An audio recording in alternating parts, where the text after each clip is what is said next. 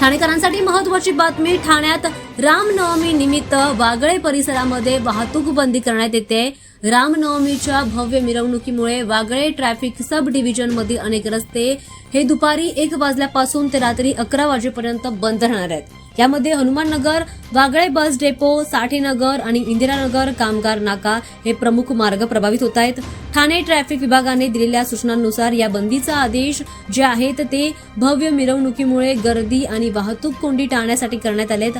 आपत्कालीन सेवा वाहनांना आणि आवश्यक सेवा वाहनांना कोणताही व्यत्यय येणार नाहीये. मात्र सर्व वाहन चालकांनी पर्यायी मार्गांचा वापर करण्याचं आवाहन करण्यात आलंय. वाहन चालकांनी नियोजन करून काही ठिकाणी विलंबाची शक्यता लक्षात घेऊन प्रवास करावा असंही सांगण्यात येत आहे.